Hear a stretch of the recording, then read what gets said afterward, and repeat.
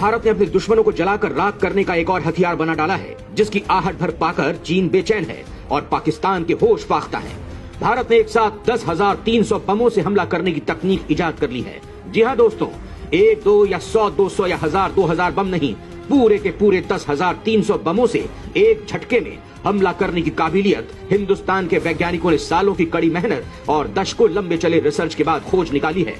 इस तकनीक का तोड़ ना तो चीन के पास है और ना पाकिस्तान के पास। जब से भारत के इन दोनों दुश्मनों को इस महाबम का पता चला है, तब से दोनों देशों में हड़कंप मचा हुआ है। दोनों देश थर थर कांप रहे हैं, उनके हलक सूख चुके हैं।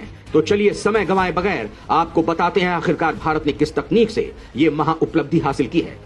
दोस्तों, इस उपलब्धि को हासिल किया है मध्य प्रदेश के जबलपुर जिले की ऑर्डिनेंस फैक्ट्री के वैज्ञानिकों ने। उन्होंने ऐसा हथियार बना डाला है जिसकी काट ना तो चीन के पास है और पाकिस्तान के पास उसके काट की कल्पना तक करने की ताकत नहीं है। यह हथियार स्टिल्थ टेक्नोलॉजी को भी मात दे सकता है और जल, थल या आकाश कहीं से भी और कहीं पर भी दुश्मन का जहन्नुम का टिकट काट सकता है। हिंदुस्तान की इस उपलब्धि से भारत का डंका पूरी दुनिया में बज गया है। दोस्तों, हिंदुस्तान ने अब अपनी काबिलियत के बूते अंतरिक्ष, medical, defence, education, marine, science और एविएशन समेत तमाम सेक्टर्स में दुनिया को दिखा दिया है कि अब भारत किसी से कम नहीं है। एलएसी से लेकर अंतरिक्ष तक हिंदुस्तान के खिलाफ साजिशें रचते चीन को अब भारत ने उसकी नानी याद दिलाने के लिए बेहद ताकतवर हथियार बना लिया है। यह हथियार ऐसा है कि एलओसी में पाकिस्तान भी चूं पटाख करने से पहले कम से कम 10,300 बार सोचेगा। दरअसल मध्य प्रदेश के जबलपुर जिले में स्थित ऑर्डिनेंस फैक्ट्री ने भारत की सैन्य शक्ति का विस्तार करते हुए सेनाओं के बाजुओं में फौलाद भर दिया है। देश के दुश्मनों पर कहर बरपाने के लिए भारत का डीआरडीओ जीपी बम बना रहा है। डीआरडीओ जीपी यानी जनरल बम बना रहा है। जीपी बम को किसी फाइटर जेट से गिराकर दुश्मन की मौत की गारंटी दी जा सकती है। ये इकलौता बम ही युद्ध भूमि का नक्शा एक झटके में बदलने का मादा रखता है। इस बम से तबाही तो मचाई ही जा सकती है, ये मजबूत से मजबूत बख्तरबंद के भी चीथड़े उड़ा सकता है। जीपी बम का धमाका ऐसा है कि आग और तबाही की सुनामी ला देता है। जनरल पर्पज यानी जीपी बम के विस्फोटक की ताकत ठीक वैसी ही है जैसी ताकत के बारे में आपने रामायण या महाभारत की गाथाओं में ब्रह्मास्त्रों के प्रभाव के बारे में सुनते या पढ़ते आए हैं। एक सेंटेंस में कहें तो जीपी बम का काम युद्ध क्षेत्र को एक ही झटके में तबाह कर देना है। इस बम को दुश्मन सैनिकों, वाहनों और इमारतों के समूल नाश और विध्वंस के लिए खास तौर पर डिजाइन किया गया है। जबलपुर जिले के खमरिया कस्बे में स्थित आयुध कारखाने में देश का सबसे बड़ा बम बनाया जा रहा है। पाकिस्तान और चीन जैसे पड़ोसी देशों की लगातार धमकियों, चालबाजियों और साजिशों के बीच इसके निर्माण को तेज कर दिया गया है। इस बम को खास तौर पर डिजाइन ही इस तरह से किया गया है कि यह बम पाकिस्तान के किसी भी एयरपोर्ट को एक ही हमले में तबाह कर डाले। इतना ही नहीं, चीन की बुलेट ट्रेन भी इसके निशाने पर आ सकेगी। चीन ने जो हिमालय पर अपनी रेल लाइन भारत के खिलाफ गोला बारूद, असलहे और फौजियों को लाने ले जाने के लिए बनाई है, वो भी जीपी बम के निशाने पर आ चुकी है। ड्रैगन इसलिए बौखलाया हुआ है और इस बम पर पिछले कई सालों से रक्षा अनुसंधान एवं विकास संगठन यानी डीआरडीओ रिसर्च कर रहा है। पिछले साल इसके टेस्ट रिजल्ट आने के बाद इसकी उत्पादन को हरी झंडी दे दी गई है। दोस्तों, इस प्रोजेक्ट को रक्षा विशेषज्ञ भारत के लिहाज से गेम चेंजर बता रहे हैं। अगर ताकत की बात करें तो सामान्य जीपी बम 500 किलोग्राम वजन के साथ 1.9 मीटर लंबा होगा। इस हाई एक्सप्लोसिव बम को बनाने के लिए पुणे से high energy materials research laboratory की टीम ऑर्डिनेंस फैक्ट्री भेजी गई है। जीपी बम अपने आप में 10,000 से ज्यादा बमों का एक खजाना है। हर बम में 15-15 मिलीमीटर के 10,300 स्टील के गोले लगे होंगे। विस्फोट के बाद हर शेल 50 मीटर तक के टारगेट का शिकार करेगा। यानी जीपी बम खुद में 10,300 बमों की एक फौज को समेटे हुए दुश्मन पर तबाही बनकर टूटेगा। खास बात यह है कि स्टील के गोले 12 mm की स्टील प्लेट में भी घुस सकेंगे, जिसके कारण ये किसी भी सुरक्षा कवच को कागज के पन्नों की तरह चीर कर रख देगा। बमों को इस तरह से डिजाइन किया गया है कि इसे जगुआर और सुखोई Su-30 MKI में भी लोड किया जा सकता है। इससे भारत की रणनीतिक ताकत में बेतहाशा बढ़ोतरी होगी।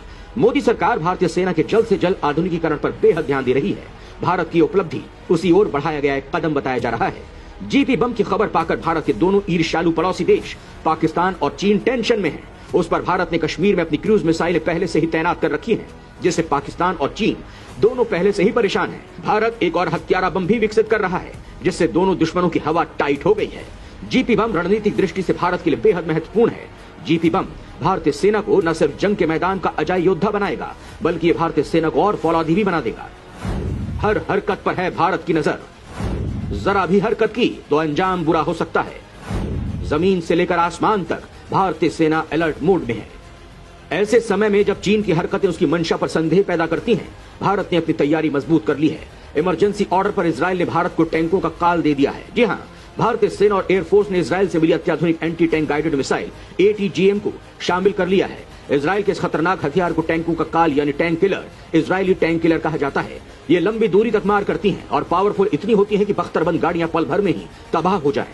भारतीय फौज को यह पावर ऐसे समय में मिली है जब पूर्वी लद्दाख में चीन के साथ पिछले 2 वर्षों से तनाव बना हुआ है और दोनों देशों की सेनाएं आमने सामने हैं। ऐसे में इस किलर मिसाइल के आने से चीन के खिलाफ भारत की तैयारियां और भी पुख्ता हो गई हैं।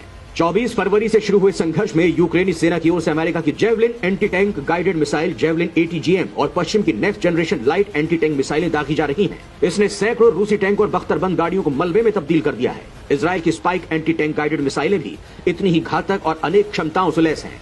सेना स्पाइक LR2 लॉन्चर्स और मिसाइलों को शामिल कर रही है जो जमीन पर 5.5 किलोमीटर तक टारगेट को निशाना बना सकती हैं। उधर भारतीय वायुसेना रूसी मूल के अपने Mi-17 V5 helicopter spike NLOS मिसाइलों से लैस कर रही है जो 30 किलोमीटर दूर तक दुश्मन के टारगेट को तबाह करने की ताकत रखती है। सेना इजराइल की एंटी टैंक स्पाइक मिसाइलों को पहले ही शामिल कर चुकी है। इस मिसाइल के जरिए दुश्मन के टैंकों और बंकर को पलक झपकते ही नष्ट किया जा सकता है। स्पाइक चौथी पीढ़ी की मिसाइल है जो 4 किलोमीटर की दूरी तक किसी भी लक्ष्य को भेज सकती है। इससे आतंकी ठिकानों को भी तबाह किया जा सकता है। दोस्तों, DRDO भी मेन पोर्टेबल ATGM बना रहा है। कंधे, गाड़ी और हेलीकॉप्टर से दागी जा सकने वाली विभिन्न प्रकार की ATGM को शामिल कर सेना अपनी ताकत को बढ़ा रही है। सेना का पूरा जोर अत्याधुनिक नई जनरेशन की एंटी टैंक गाइडेड मिसाइलों पर है। चीन के साथ लगती सीमा पर इसे काफी महत्वपूर्ण समझा जा रहा है। चीन के साथ तनाव के बाद भारत ने चीन बॉर्डर इलाकों पर कम्युनिकेशन नेटवर्क सुधारने का भी काम तेज कर दिया है। ईस्टर्न लद्दाख के डेमचौक इलाके में कुछ दिन पहले ही नए कम्युनिकेशन टावर की शुरुआत की गई। इसके अलावा पूरे लद्दाख में 35 नए कम्युनिकेशन टावर लगाने का काम चल रहा है।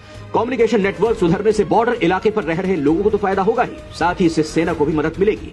इन कम्युनिकेशन टावर को सेना की मदद से लगाया जा रहा है और इनकी सुरक्षा और देखभाल भी सेना के साथ मिलकर स्थानीय प्रशासन करेगा। अरुणाचल प्रदेश में भी बॉर्डर में नेटवर्क सुधारने का काम किया जा रहा है। मतलब साफ है, चाइना की बर्बादी का पूरा सामान भारत ने तैयार कर लिया है।